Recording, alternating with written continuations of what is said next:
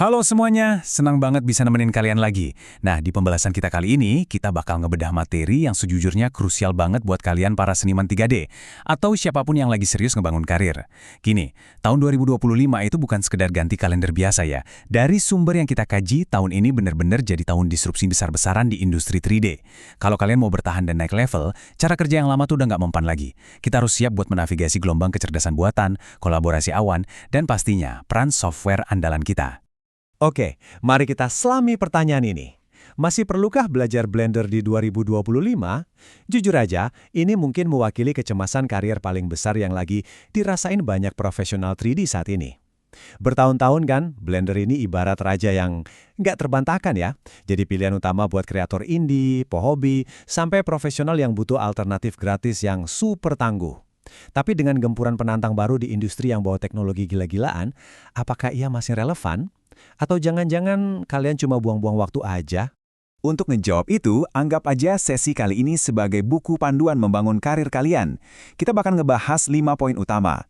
Landscape 3D 2025, tools AI untuk output individu, kolaborasi cloud buat tim pro, stabilitas software dan komunitas, dan terakhir, peta jalan karir 2025 kalian. Kita masuk ke bagian pertama, Landscape 3 Dimensi tahun 2025. Dari sumber yang kita kaji, jelas banget kalau landscape industri ini tuh lagi berevolusi jauh ngelewatin alur kerja tunggal yang tradisional. Maksudnya, ngandelin cuma satu software aja tuh udah nggak cukup buat bikin kalian tetap kompetitif di pasar kerja. Tahun 2025 ini bawa disrupsi yang masif banget lewat perangkat AI, kolaborasi real-time, dan yang paling penting, ada pergeseran wajib ke alur kerja yang hybrid. Ngebangun toolkit yang serbaguna itu benar-benar harga mati buat pertumbuhan karir kalian. Lanjut ke bagian kedua. Perangkat AI untuk output individu. Suka atau enggak, AI udah ngubah alur kerja 3D buat selamanya. Ini soal gimana kalian bisa ngelipet gandain output kalian sendiri dan berubah jadi mesin produksi yang luar biasa. Salah satu inovasi yang disorot banget di materi kita adalah NVIDIA Cosmos. Ini tuh sistem pembuatan 3D berbasis AI yang bisa bikin lingkungan dan objek ultra realistis dengan campur tangan manusia yang minim banget. Coba bayangin, misalnya kalian disuruh bikin kota cyberpunk yang padat dan detail. Kalau dulu, mungkin kalian harus modeling setiap gedung secara manual berbulan-bulan. Nah, Cosmos ini bisa nampilin kota bertekstur penuh yang kelihatan nyata banget, cuma dalam hitungan detik. Kemampuan ini benar-benar di luar nalar.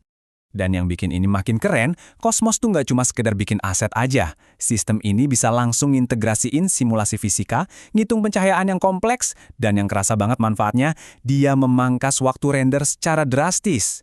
Kalau kalian ngerjain proyek skala besar sendirian, alat generasi AI kayak gini tuh ibarat senjata rahasia. Kalian bisa hemat waktu luar biasa banyak, dan pastinya ini bakal misahin posisi kalian dari kompetitor lain di luar sana.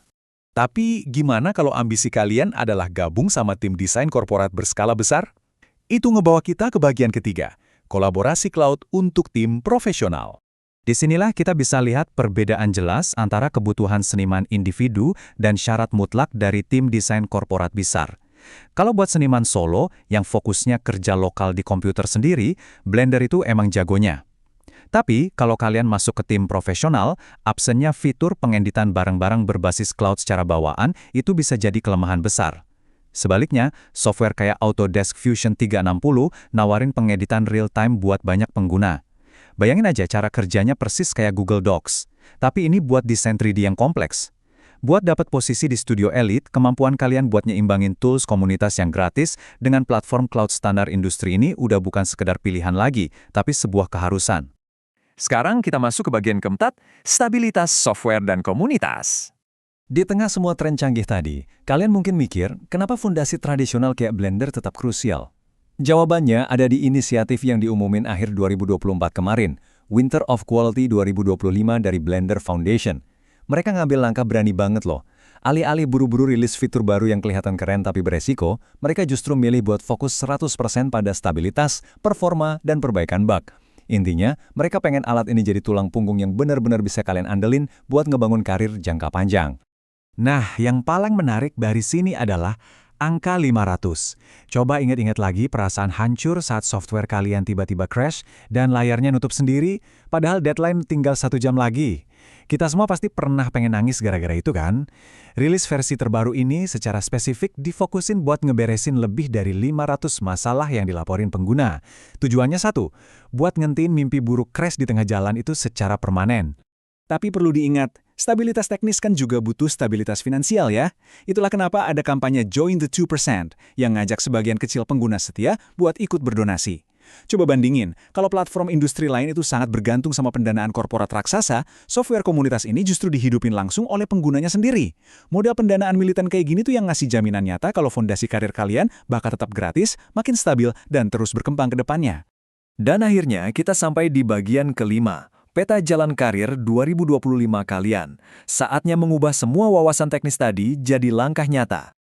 Yuk kita lihat gimana kalian bisa nyelarasiin proses belajar kalian dengan rilis besar di industri. Mulai dari akhir 2024, inisiatif kualitas udah diumumin. Terus masuk ke awal 2025, ini waktunya kalian manfaatin rilis versi 4.4 dan 4.5 yang udah dipoles sempurna. Dan puncaknya di akhir 2025, kalian harus siap-siap buat versi 5.0 yang dirumorin bakal bawa pemodelan AI secara bawaan. Katanya sih, software bakal bisa ngeprediksi bentuk pahatan kalian. Ini momen paling pas buat ngawinin alat tradisional sama kecerdasan buatan. Jadi, kalau kita tarik kesimpulan dari semua yang udah dibahas, pasar kerja di tahun 2025 ini benar-benar nuntut kalian buat nguasain 3 skill teknis utama. Pertama, kalian wajib paham integrasi generasi AI, kayak pakai Cosmos tadi. Kedua, skill kolaborasi cloud pakai platform macam Fusion 360. Dan ketiga, kalian tetap butuh fondasi yang super kokoh di modeling tradisional pakai software yang stabil. Nah, buat ngerangkum semuanya, ini dia langkah-langkah buat ngebangun toolkit kalian.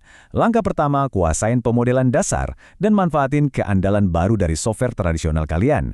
Langkah kedua, mulai integrasiin tools AI buat melesatkan kecepatan produksi kalian tanpa ngorbanin kualitas. Dan langkah ketiga, kalau target kalian adalah masuk ke studio profesional, pastiin kalian belajar gimana caranya kolaborasi di ekosistem cloud standar industri. Kombinasi hybrid inilah yang bakal bikin posisi kalian gak tergantikan.